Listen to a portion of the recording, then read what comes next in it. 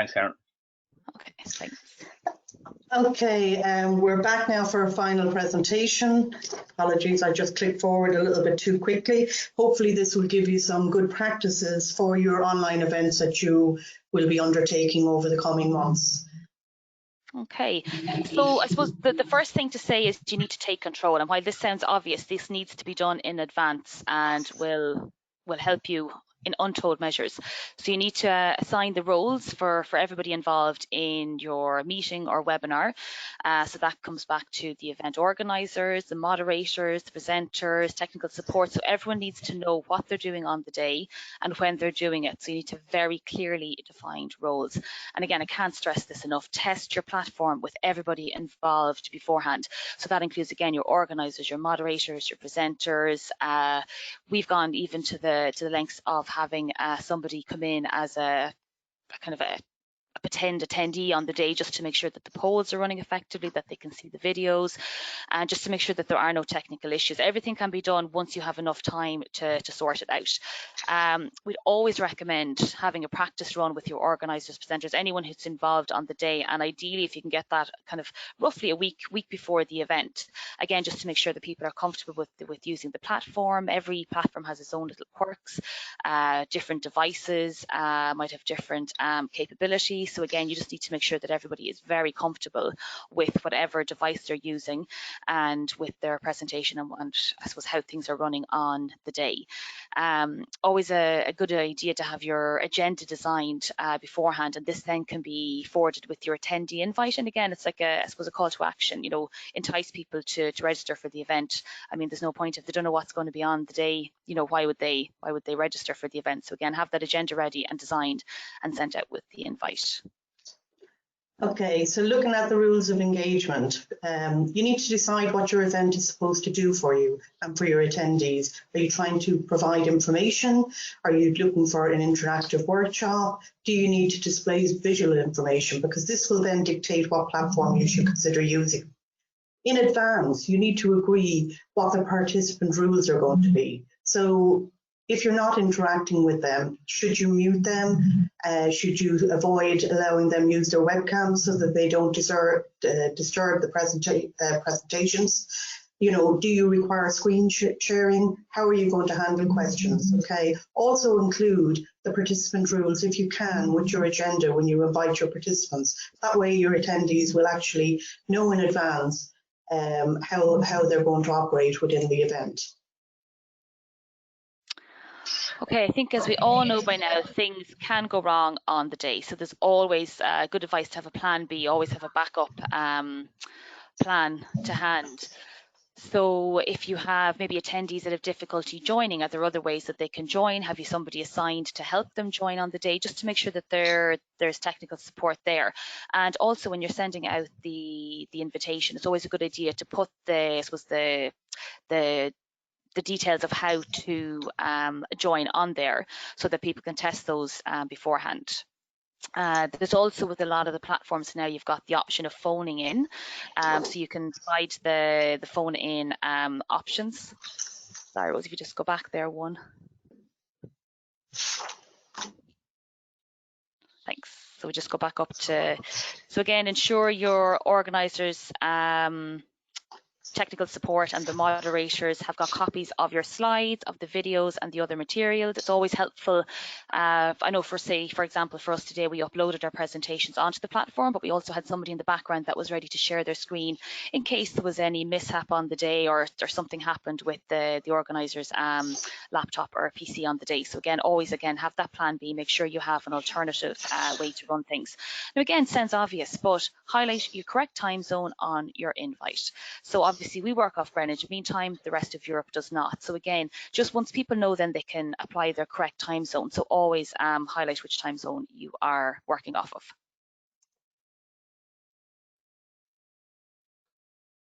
Okay, so you need to engage your audience when you're holding these online events.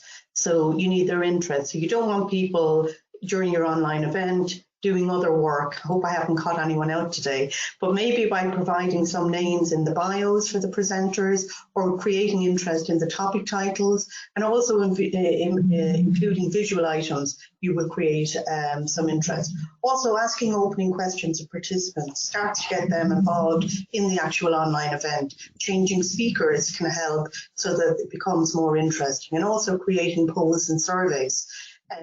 We will do a survey at the end of this so that we can hopefully get information from you about future events. Following your event, undertaking the survey certainly can give you ideas. It can give you ideas for how the event went, but also what should be included in future events, what potential speakers should be included, or what areas do your participants would find most useful. Some participants of events, particularly on the Interreg Europe event, need certification of attendance. So depending on the platform you're using, I know we'll go to webinar, which is what we're using this morning. You can actually send out a certificate of attendance, which will automatically go out to your participants. Make it easy for your attendees. So make sure the font that you're using is larger than normal than you would have used for a physical PowerPoint presentation, because after all, part of the screen is taken up by the visuals of the presenters, so it makes the screen smaller. So try and make it a little bit easier for your audience. Okay, so time for action on the day.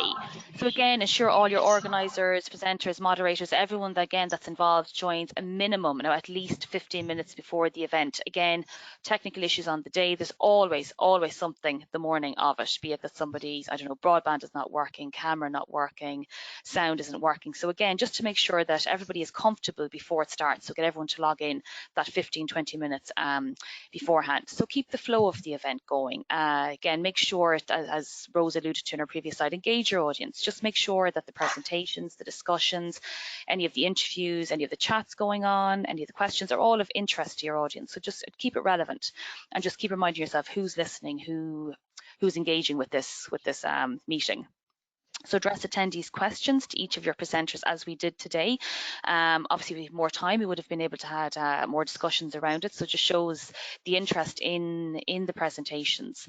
And again, it just, I suppose it confirms then that, that it is a relevant topic and that people are interested. And again, at this point, all the hard work is done. There's very little, well, lots can go wrong, but unfortunately at this stage, probably out of your control. So smile and enjoy the event if you can. Okay, so what we're going to do now is take you through a few examples that hopefully will give you some ideas to make things a little bit interesting on your online events. So the first one we're going to show you is real-time illustrations. We have budgets for most of our projects that we're involved in. So maybe part of the budget could be used to employ an illustrator who would upload a visual during the questions and answers of the key areas that your presenter has spoke on, and in particular it might trigger some questions from your audience to assist in making the event more interesting. And another example of a real-time illustration are the Mentimeter. I don't know if anybody is familiar with that. So basically it's giving you the opportunity or the capability to create a word cloud. So again, this kind of helps get a visual representation. It also makes your attendees reflect maybe on what they're hearing and listening. And sometimes that can be the hardest thing to do, to come back with one word or a phrase. So again, it makes people think and reflect on what they're hearing. Also, as an organizer, it helps you to collect data and you can highlight the most common answers, and it helps present data in a very kind of fun and easy to process way. So again, that's another example of a visual platform that you could use for your meetings. Okay, so you can also try lightening the mood depending on the type of event you're undertaking. So I'm just wondering, I have a question for the attendees. Does anyone notice where's Wally appearing during this presentation? Let us know in the questions how many times you think he might have appeared up to this point in time, including this slide. So if you go to your question box on the right-hand side and type in 3, 4, 5 or 6, and we'll see if anyone actually has spotted where was Wally up to this stage. Alice, you might take a look for us and let us know, have we any correct answers? We do. So some people have been keeping really focused. We have 1, 2, 3, 4, 5. We've 6 correct answers. So the correct answer was 6, and we've 6 people in with 6. A lot of 5s, so it was a little bit tricky. So there was a lot of people there or thereabouts. Okay. But yeah, We, but certainly everybody was paying attention. okay, we won't call out our winners or losers No, there. But that again, wouldn't be fair. it just lightens the mood for people. And other, I suppose, examples of how to lighten the mood. You could ask your participants to share a photo with you of the subject matter. So I know the topic of energy efficiency has come up under, say, climate action a lot today, and that will be, a very prominent feature. So you can always get people to engage by uploading photos of maybe energy efficient examples they have around the house, or even sustainable transport, things like their bikes, if they've got an electric car. I see a lovely photo of Rose's dog Gizmo there with his sunglasses on, another example of sharing what's around the house. This could be maybe done during an event just to make sure that people are kind of staying engaged, even though they're maybe not on the webinar at that time. And again, we could ask people then to share that with the audience when your webinar then recommences. So again, just kind of simple, easy ways of making sure your audience stays engaged. You need to remember as well, when you're undertaking an online event, visual elements to your event are going to be received much more than text.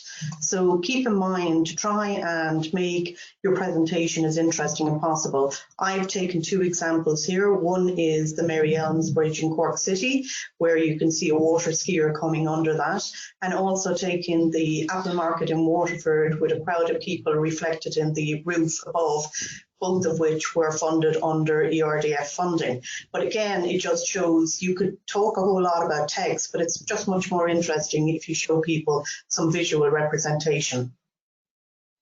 In addition to that, you can also consider creating a video, particularly for study visits where you can't physically go and get people to join.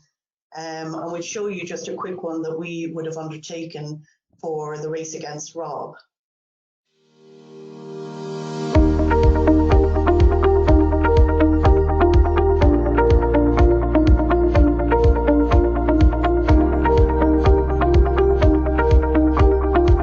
As part of European Mobility Week, the Transport Mobility Forum and Matchup have come together where we're having a race against Rob Heffernan from Kent Station, promoting low carbon modes of transport, the bus, walking and cycling.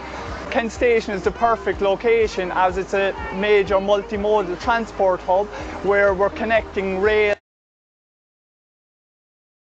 Okay, so that's just one example of a video you could undertake. Okay, another, and I know we don't all have access to everything, but another just way of kind of thinking outside the box, another kind of fun way to maybe present something on a study visit is, I know one interregular project called House of Digitalization had access to a drone, and as part of their study visit, they undertook a virtual, a 360-degree flight over the lower part of Austria. So we're just going to show a small bit of that as well, just to give an example.